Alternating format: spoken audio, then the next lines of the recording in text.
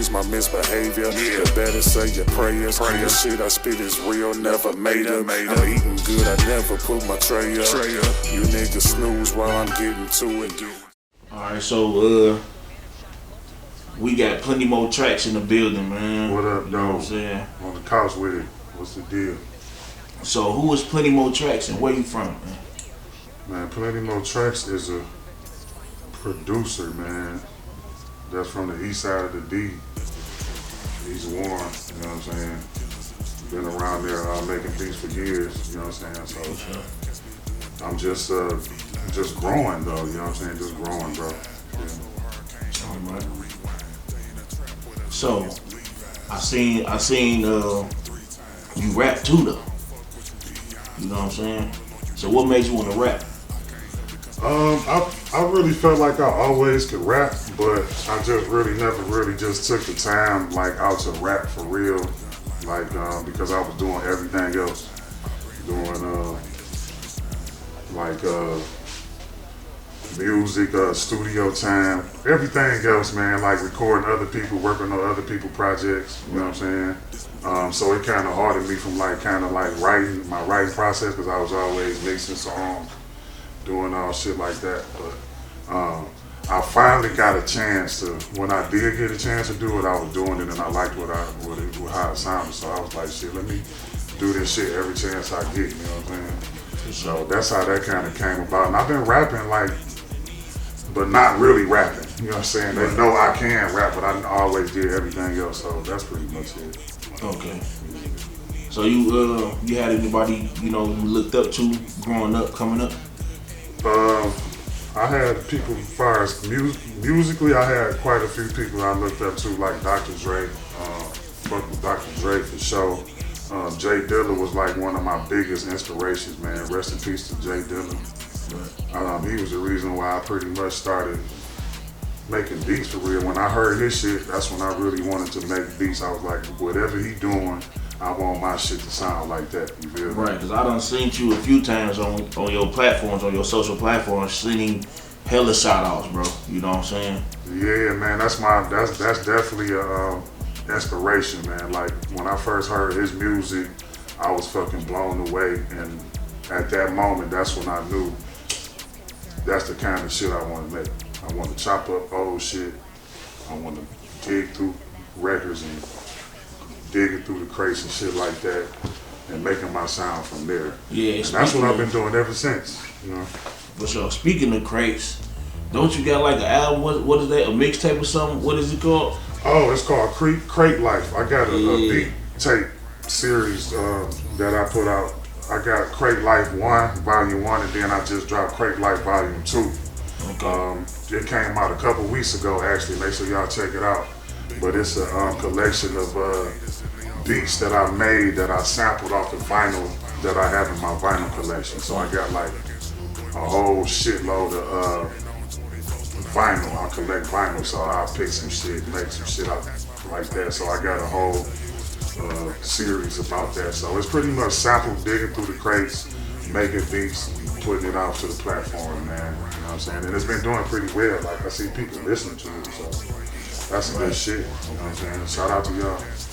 Alright, so you under the label, you independent, you know how they go, what you doing? Yeah, I'm an independent label, man. All Grind No Sleep Music Group, LLC, that's my label, man. I'm just growing, I'm getting it off the ground, working with a couple of artists, you know what I'm saying, a couple of R&B vocalists, and then I'm running the studio, so it's all incorporated into that. So I'm blessed to have that come around, you feel me? Because I wasn't expecting it to come around like that. For sure. Yeah. So, what's the craziest thing you've seen as a producer or heard as a producer / rapper? As far as the music game is concerned, what I realize now is that the YouTube beats game is getting kind of watered down. I noticed that. So I noticed that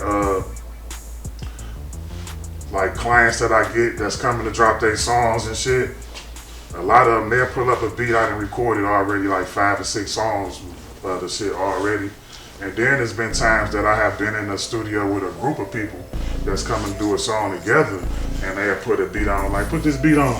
And I play the beat, and the other nigga that they with, you like, dog, that's my song. I already dropped you that song already, bro. Like, so my suggestion to y'all, man, is to like if you is doing YouTube beats and shit, try to battle motherfuckers, man. Right. Battle motherfucking beats, bro. So those people, so you know what I'm saying, it'll be the business will be together, because it don't look. I wouldn't want to be on the beat with 15 niggas and already dropped a song to. So that's what's been happening now. I think that's pretty kind of wild for me. That shit wild because niggas be mad. So, who do you listen to besides yourself? Like, if you're not listening to plenty more tracks, who you listen? What's the artist, industry or local? I'm gonna tell you, I'm not really big on like the new generation of, I'm an old nigga, so I'm not like really big on the new generation of like artists that's out. Right. But I'm gonna tell you that I fuck with Kodak Black. That I'm a fan. Kodak Black is definitely, I listen to him as far as nationally, like big. I think I connect with him more than any other of the new rappers for some reason. And locally, I fuck with a lot of people. Like far as listening to, I listen to a lot of Babyface Ray. I listen to a lot of Vezo, Dame Dot, John Boy. Like a lot of, I really listen to the circuit of the local. I listen to a nice amount of people, but I would say Vezo, Babyface, yeah, those guys was what I be listening to locally. You know, every interview I did, everybody named Face. Everybody named Babyface, man. Like everybody. Man, Babyface Ray is special. But I feel like if me and Babyface Ray connect on an EP or some shit, it'll go platinum. That's exactly what I was coming with next. Like if you had a chance to do a song with an artist, who would it be? I mean, like if you had a chance to work with an artist, who would it be? Shit, I like Babyface Ray a lot, bro. Like I like him a lot. I feel like my music and his music just kind of coincide with each other, like as far as his beats and his raps and his sound and my beats and shit. I think, man, that shit'd be fucking incredible. So yeah. So if you had a deal right now today, what's the first thing you doing with your cheese, with your check? I'm buying me a building, bro. I ain't gonna even lie, I'm gonna buy a building. I want a big ass building where I can run everything out of on some media center type shit. Where we can go, it's like a one-stop shop.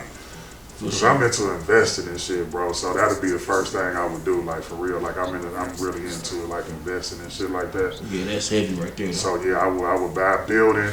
I had a photo studio. I had a video room. I had a podcast room. I had studio A, B, C. You know what I'm saying? I had a t-shirts over here, room over here, conference room over there. You know, I would kind of just have like a one umbrella type of thing to where everybody can network and we can do business for real.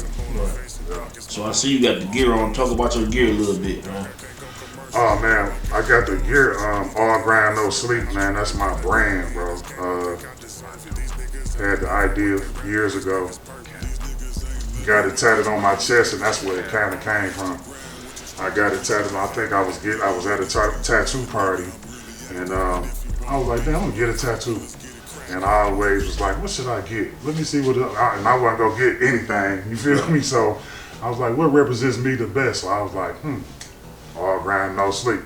So I got it tatted on my chest and shit, and then that's pretty much, it stuck with me from there. So I kind of branded that around me and my music. And when I did the clothes, I wasn't expecting for it to do what it did. Like, you know what I'm saying? People was like fucking with it. I was, grateful for that shit. So I really, that's how I really started.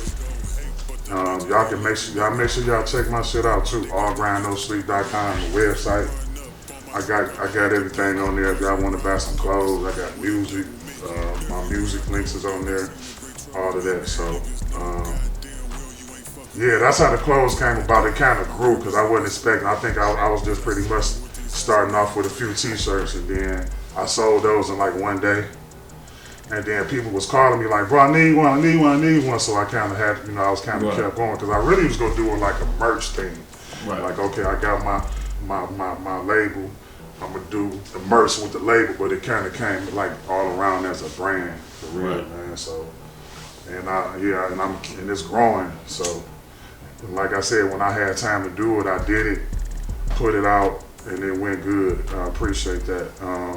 And then, the reason too why I was able to do it was because I wasn't doing music as much, so I had time to kind of work on that shit. And when I did, it came out, and it went crazy. And then that's when the music started coming back around. Like, you know what I'm saying? Like, people started coming around for studio. They started knowing who I was and shit like that. But I'm still growing, bro. It's a process, man. I'm just glad to, be progressing with it. So, yeah. So how do you feel about the Detroit culture right now? You think we're gonna hold it down for a minute? Or you think we just got a few years run, like, you know what I'm saying? No, I think it's here to stay. I think Detroit culture is one of the biggest cultures in music right now. And I'm really glad to see that it's kind of to the forefront of music now, because we ain't get that love years ago. We ain't get that love. They wasn't fucking with us. They said our shit was weak just a couple years ago. Right. They was like, oh, that shit trash. That Detroit sound, that shit trash.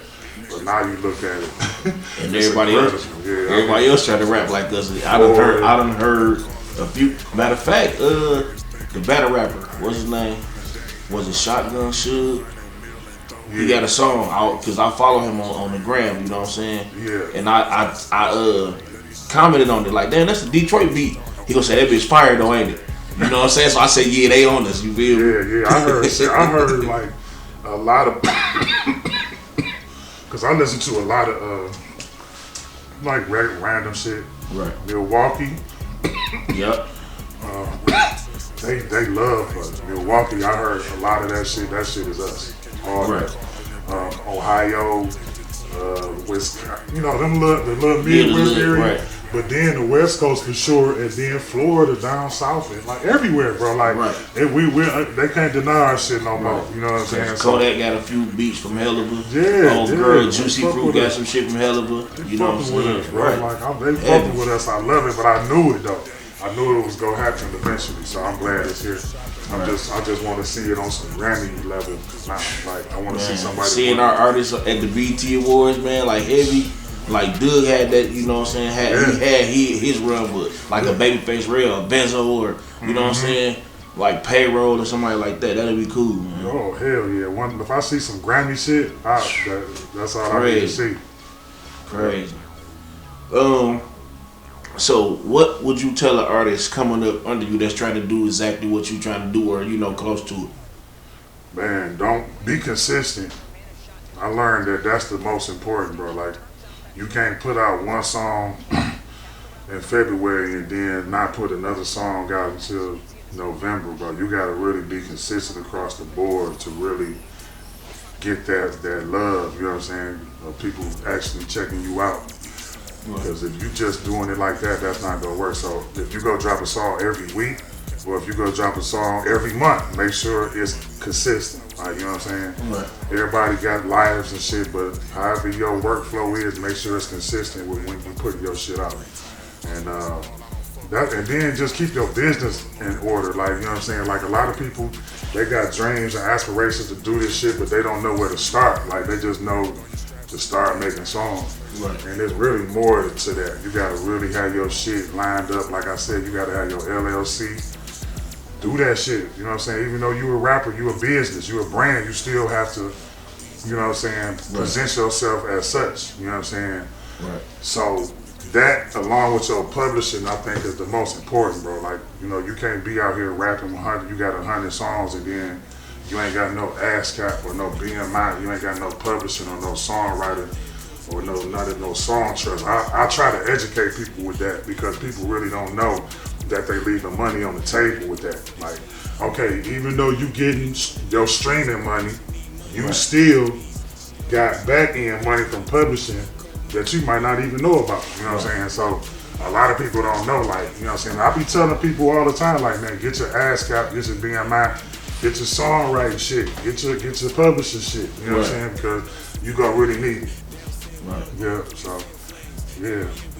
So besides the, you know, the crate life out, right?